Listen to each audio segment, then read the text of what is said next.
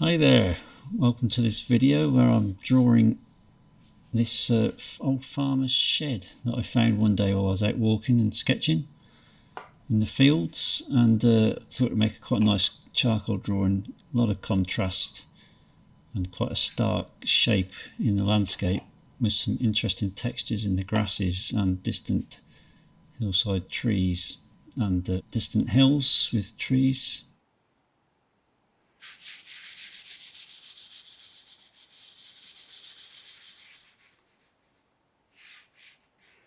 I started with some charcoal powder just to tone the paper,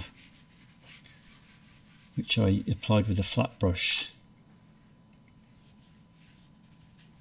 and in between applying with the flat brush I tend to like to use my fingers to smudge and blend, as I'm doing here. Look, sometimes I just light pressure and sometimes I'm using quite firm pressure, and once the paper's toned like it is there, I begin rubbing out with a putty rubber.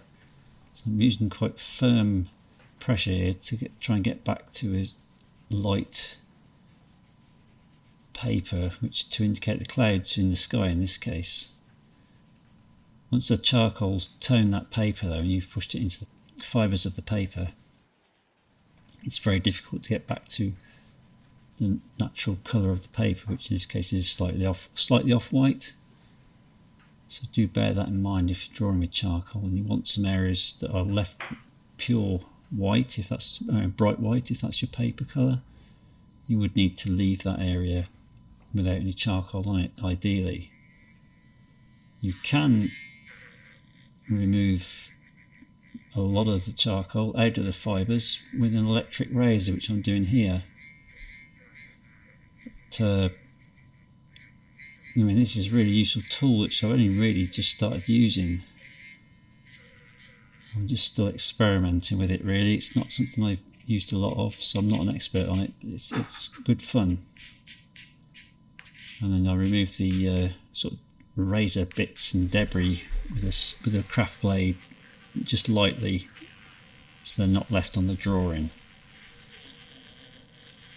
See all the bits left by the rubber. The putty rubber, on the other hand, doesn't leave any bits at all. That just picks everything up, and it just leaves a different mark. They're much more subtle. So these different erasers all have their uses for different areas of the drawing. And of course, we've got to have a cup of tea. Basil does like the sofa sometimes. Thinks he's got a cup of tea now. So sometimes I hold the charcoal side on, so it's flat on, not with the pointed end, for these broad marks. And that's what I'm doing here to sort of draw out the shed. And I'm holding it side on here as well, just to indicate the edge of the field, where the field meets the hedgerow and the trees. So rather than just using the pointed end.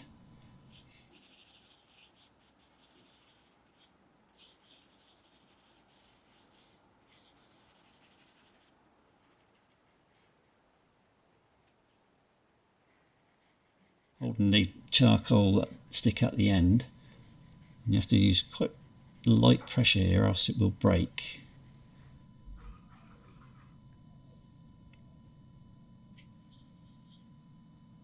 So just time to put some darks in here, and just sort of to start to put some of the trees in, just get some shapes in that background. Always using willow charcoal. I don't really use compressed charcoal. Once that's on, it's very difficult to remove. Willow charcoal stays a lot more workable for a longer time, and I use a paper blending stump to actually draw with as well as for blending. So here I'm just sort of pushing this charcoal into the fibres of the paper to tone it, to sort of give it a light tone, to remove the whites.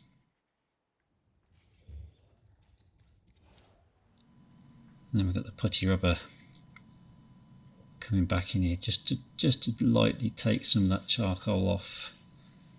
So basically, it's lots of backwards and forwards. So you're putting charcoal on with various implements and you're taking it off again with various implements. So it's sort of constantly backwards and forwards, to and fro, until you actually get to something that you're happy with.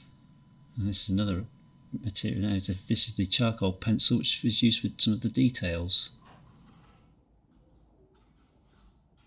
Isn't that right, Basil? You'll see me use various tools to go with the charcoal. Here's all the charcoal I particularly like.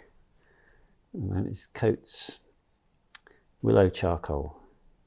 I'm using that a lot at the moment. These are the long thin sticks which I really like, and I've got some of the thicker ones too. I use them, and I've also got some of the short ones. Some of the tools and implements you'll see me use in this drawing are things like this Derwent the battery operated eraser. You see the end spins round like that, so when you're using it, you'll see me using it up here, for instance, in the clouds. So you press the button, stays on, it's rechargeable, and you can, this is what I've used to try and get some back to some of the white of the paper. And when I've used that, I like to scrape off the excess very gently, so like the bits that rub out with the blade, flat blade, Stanley knife blade, I just scrape down like that. You'll see me using that from time to time too. I've got these tortillon blending stumps, which I use in a variety of sizes. And I've got quite a few of them scattered around. In this particular drawing, you'll see me use a putty rubber, something like that. The one I'm using, this is a spare one, this is a Faber-Castell. This is a blue putty rubber, that's a spare one. And I've got a pot full of lots of old ones there, which are still useful. I can't remember what make this one was, but this is my favourite. There's another one here. It's about that size. I've also got my trusty Tombow erasers. Let's put that here so you can see those. The Tombow Mono Zero eraser. Tombow.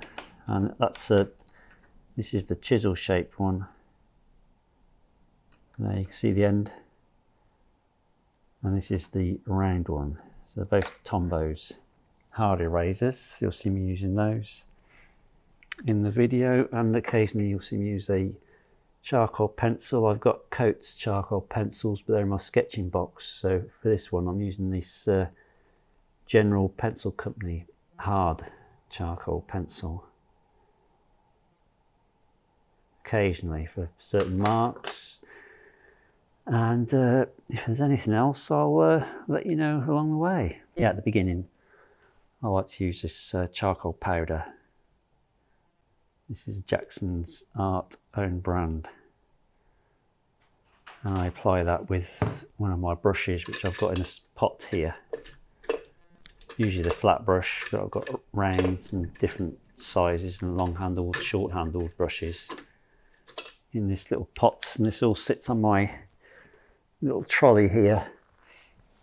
I keep all my drawing stuff on this trolley, which I move around, and I use this separate easel. I keep this separate easel here just for charcoal work. So that's why I use this easel. This is the one, I put this here just to show you, and to sort of screen while I'm drawing from the window. This is the drawing I did at the Landscape Artist of the Year up in Stonehaven. So it's the same size as the drawing I'm working on at the moment, which just happens to be, should we have a look how big it is? So this drawing actually measures, let's have a look, it is 76 centimetres, 30 inches by 56 centimetres, which is 22 inches, and it's on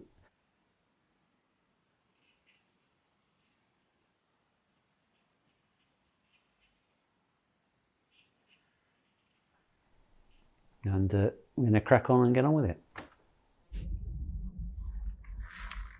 He's taking it easy down there. I gave him the option of the sofa and he's gone for the floor. Yeah, so sometimes I like to listen to a bit of music while drawing.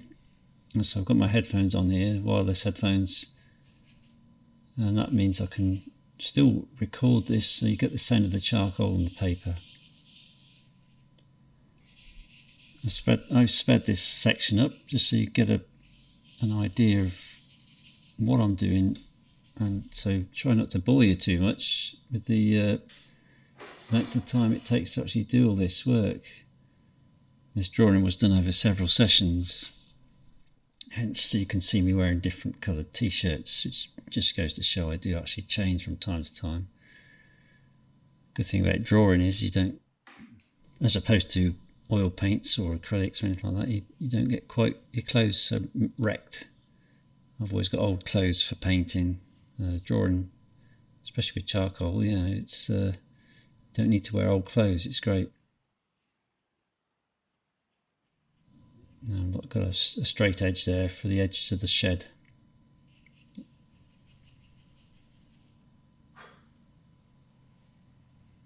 Now just coming in with the Tombow just to lightly draw down some of the lighter sections of the shed.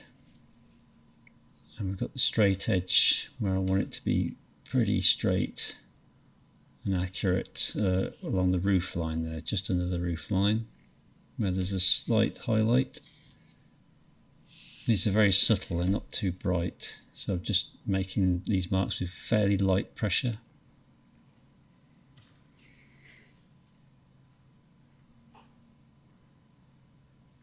And I'm not using a T-square, so I'm not too worried about these verticals lining up exactly.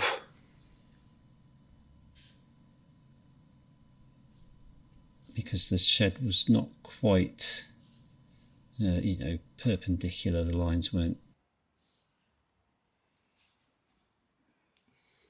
There's Basil enjoying that rug on the floor.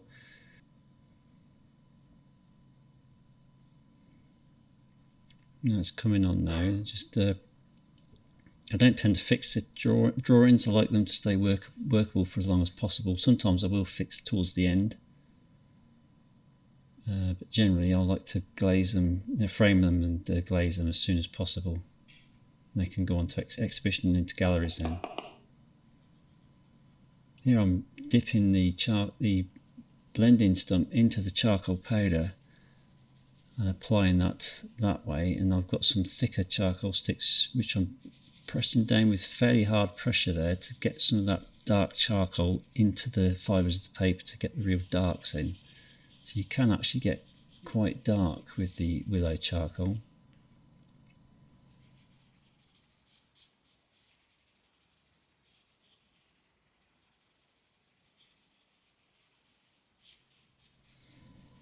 Just building up a little bit at a time.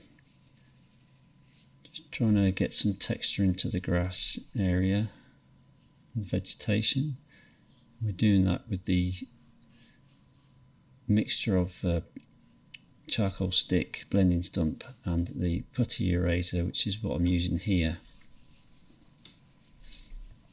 This proved to be quite challenging because I didn't want it to look too boring and static with lots of little blades of grass drawn in. I wanted it to look quite energetic and sort of like with a freer style of drawing. I don't want to be drawing in all those blades of grass. Once you start drawing a few in, you've got to, where do you actually stop? This is the problem. So I like it to be sort of just indicate the vegetation rather than sort of draw it all in. Here I'm just rubbing out some areas with the putty rubber to show where the sort of sunlight is actually catching the tops of the grasses in the field.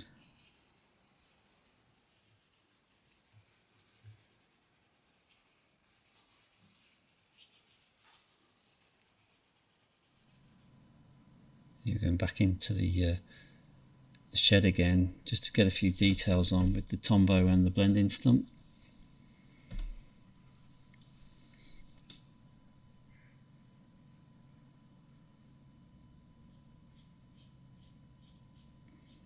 Actually looks like quite a painstaking process, this does, but it was actually quite good fun. I did it over a few sessions, but they were fairly short sessions. Obviously the shed requires a bit more care and accuracy.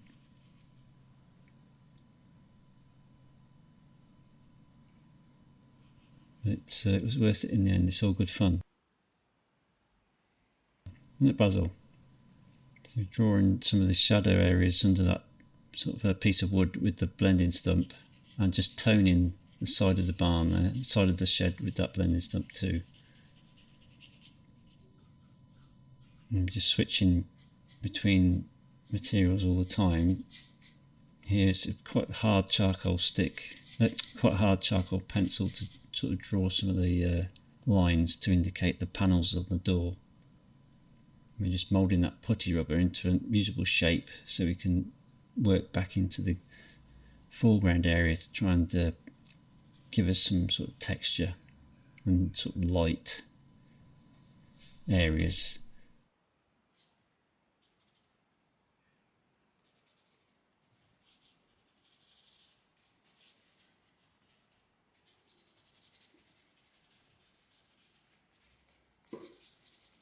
Holding it fairly loosely with putty rubber. And quite light pressure there. This is a Tombow, which is a mechanical eraser, so you can push the rubber out at the end and use refills when required. Now it's quite handy for these grasses and vegetation.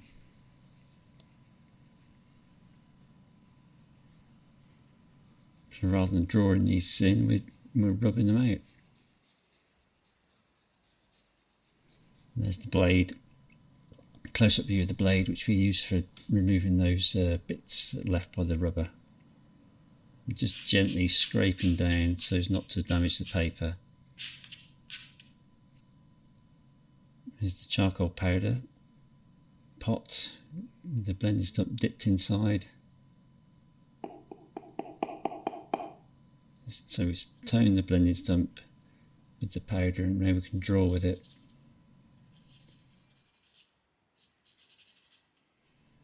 So this will make quite nice light, subtle marks as opposed to drawing with the charcoal stick or a charcoal pencil.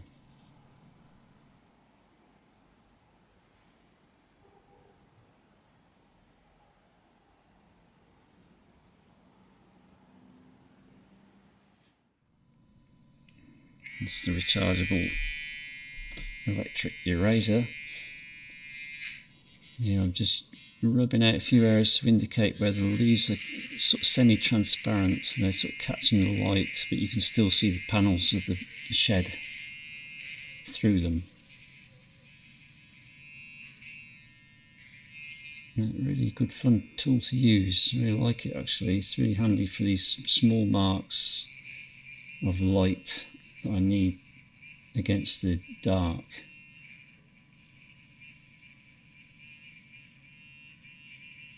Shame it's so noisy. It's like having a shave, which obviously I don't do very often.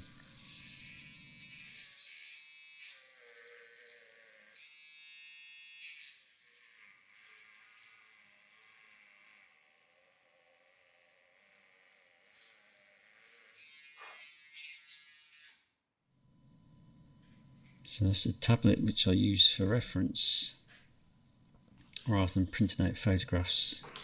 That way I can actually enlarge areas of the photograph very easily to see what's going on. And that's the photo we're using.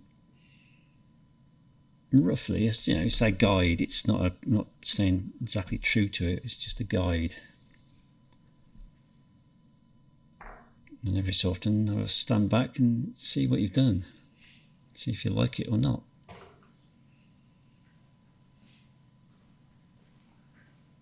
What do you think, Basil?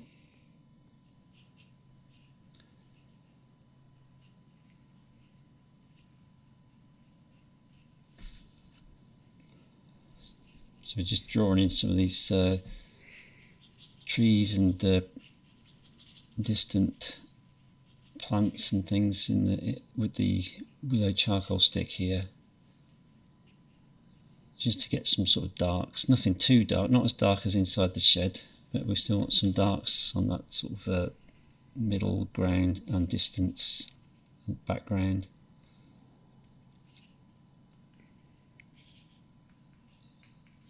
And here we're just trying to get some idea of this light and shade in this foreground area, which proved to be quite tricky. It required lots of work, actually. It was good fun, but it was quite tricky. Just lots of rubbing out, putting back on, rubbing out again, just to sort of give an impression of the different types of grasses that were there, and obviously the way the sunlight was catching them.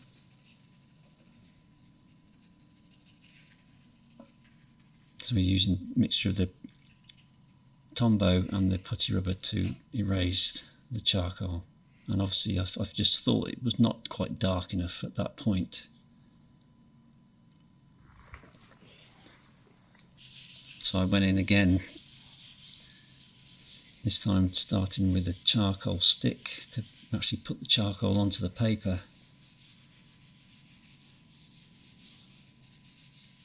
A bit more sort of firmly in places, and then blending with my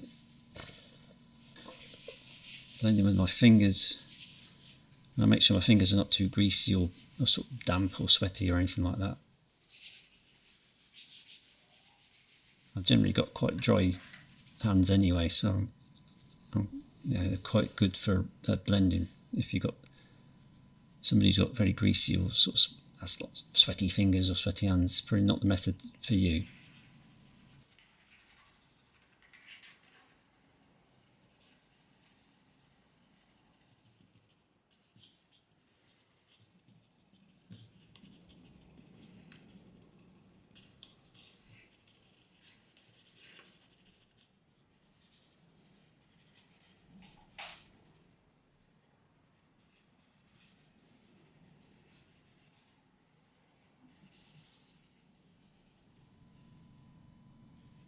And so I'm just sort of quite regularly looking at the photograph to help me work out what's going on in this foreground especially. And I'm just putting in some darks, some dark marks, and indicating you've got these little areas of shadow in that grass.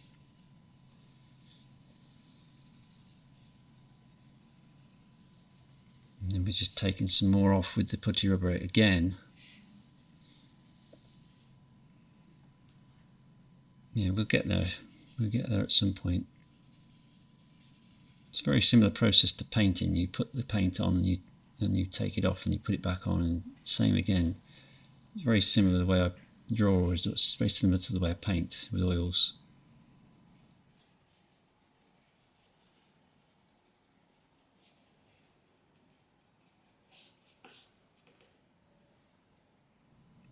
Starting to take shape now. Still needed to go darker though, so this time I went for the charcoal powder with the flat brush. And here I've slowed this down so you can actually see the way it goes on. So you can actually brush it on, or you can throw it on like this so it sits on top of the paper, and it's good fun. It's best to have the board upright though, so you don't breathe all this charcoal dust in. So it goes down rather than sort of goes into your face, as if you're working flat. Chances are there's a good chance you'd be breathing quite a bit of that in, and it's not too good for you. And I keep the brush at arm's length if I'm using any of these techniques. So as far away as my face is as far away as possible from the powder. Obviously you could wear a mask if you were ultra careful and remembered to. Yeah, we're just blending and darkening again now, you see. So let's get it. So basically what I've done is I've decided to go quite dark so I can erase again and bring it back to light. So I've gone this way instead this time. I've gone darker, so to enable me to sort of bring it back, which you'll see in a minute.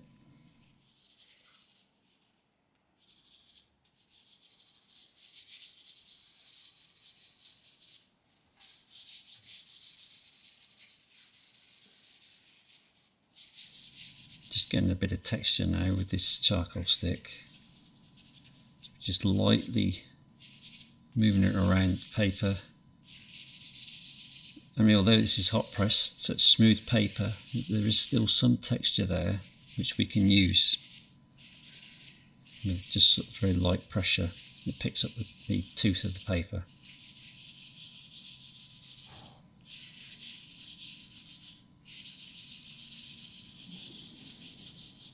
There's our General's charcoal pencil. This is a hard one, HB.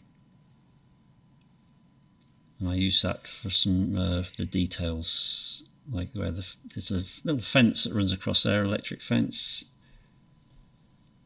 And here there is a, not like a gate, this is where you would step over the electric fence so you didn't sort of get a zap off the wire.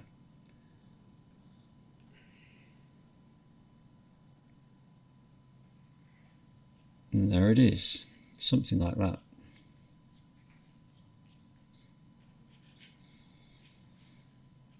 And I'm just using this charcoal pencil, the hard ones, just a bit more controllable than a charcoal stick. I've got the Tombow eraser just to rub back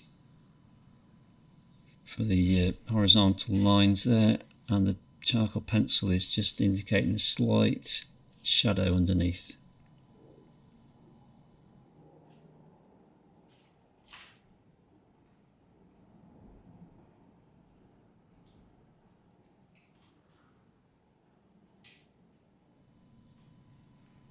And these are the posts.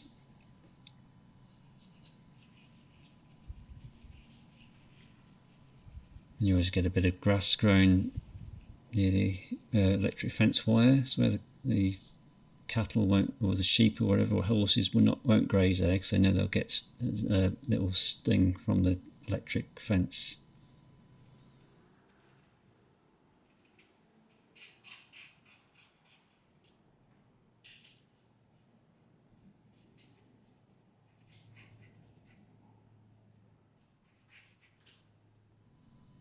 Just a few little finishing touches on the shed. Like there's a plank of wood leaning against there, and this is the shadow. And I'm resting my hand here, so I'm using my little finger on the board rather than the palm of my hand, which would smudge the charcoal. And that's it, we're finished. There's a signature to finish off. And that's what we got in the end. So of course, next job, I didn't fix it, so the next job was to frame it to protect it so it could go off for exhibitions and display. And I had some other drawings to frame, so I made these frames. These are the drawings are floated, so they look like they're sort of floating in the air. And that's it, that's what it looked like when it was framed. So hope you enjoyed that video, charcoal drawing of the farmer's shed. Thanks for watching, and please don't forget to subscribe if you liked what you saw, and bye for now.